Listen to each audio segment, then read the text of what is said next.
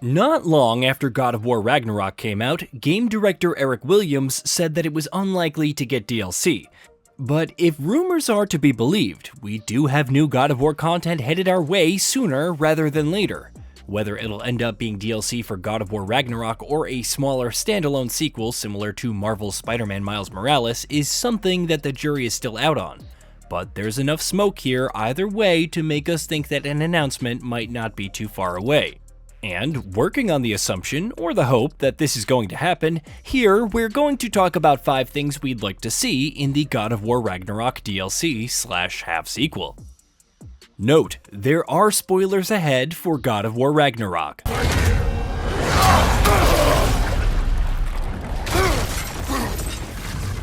This feels familiar. What?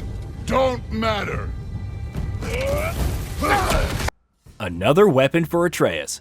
With Sony Santa Monica having confirmed in no vague terms that the next mainline God of War game will move on from the Norse mythology setting, and given this alleged title's nature as a smaller expansion, or half-sequel, sprouting from Ragnarok, it wouldn't surprise us in the slightest if it turned out to be focused on Atreus as the primary protagonist.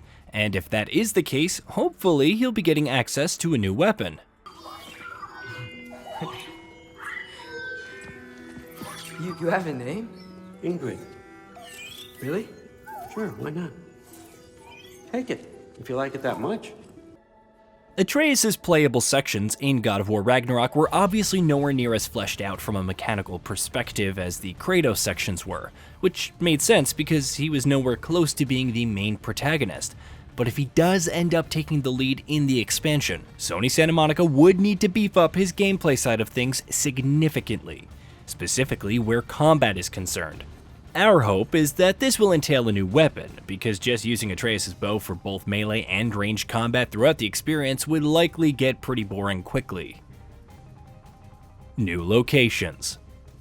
Santa Monica Studios let players travel to every single one of the 9 realms in God of War Ragnarok, but even though there was no shortage of variety in the locations we got to explore, we'd still love to see some entirely new places in the rumored DLC. Ideally, we'd love to see large, new maps and realms that we saw relatively less of. Like a new explorable area in Jotunheim, perhaps, but even new areas in places like Svelterheim, Midgard, Vanaheim, or Alfheim would be more than welcome additions. Okay, caught a whiff of something awful near the Helheim Tower. Remember how to get there? Yep, just past the oarsman.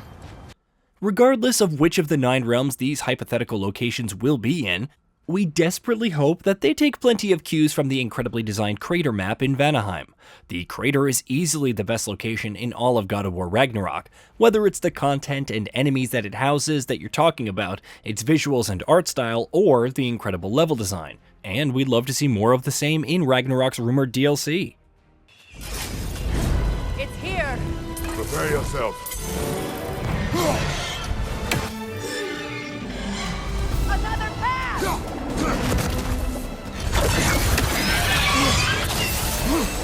Attack the throat!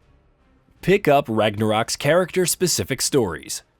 We can probably assume that the next chapter in Kratos' story is being saved for the next mainline game in the series, but even though Ragnarok was the last major entry in God of War's Norse's saga, it did still leave plenty of character-specific narrative threads hanging. Atreus and Angrboda are the obvious ones, of course, and presumably they'll both be getting plenty of screen time, assuming the rumored DLC does put Atreus front and center. Beyond those two, however, there's also Thrud, who inherits Thor's hammer at the end of Ragnarok. What's going on with her? Will we get to see her using Mjolnir? If the story does indeed focus on Atreus, it would make sense for Thrud to have a role to play as well. Additionally, if the story is still set in the Norse realms, which again it probably will be, we'd be surprised if Tyr didn't have more screen time as well. In fact, we'd be disappointed if he didn't, given the fact that the vast majority of what we saw of Tyr in God of War Ragnarok was actually just Odin masquerading as him. Maybe give us some time with the actual Tyr too. This is my father. We help people. I don't belong out here, please. It's worse when he's angry. Are you not a soldier? Are you not a leader of men? Master yourself! My son brought us to this place. For you! Look at him! Explain the mask. God of War Ragnarok's story builds up many captivating mysteries throughout the game's runtime, and though many of them do get resolved, there are several that don't, including some pretty major ones. The biggest of them all is the mask, which is central to not only Atreus' arc but also Odin's. Of course, by the time the game comes to an end, the mask has been destroyed, while the rift that Odin wanted to look through with the help of the mask has closed as well. But the nature, purpose, or origins of the rift of the mask are never really explained. It's a major unresolved mystery, and it seems like too major of a plot thread for the series to just never bring up again. After all, Odin describes the rift as a tear in reality, and he believes that through it lie all the answers to the greatest mysteries about the nature of the universe. With that in mind, are we to assume that the rift and the mask will somehow tie into future game stories? And if that is indeed the case, would they come back to play a major role in the DLC story as well? Perhaps as a way of setting up what the series' next mythological setting will be? Oh, and speaking of which, setting up the next setting.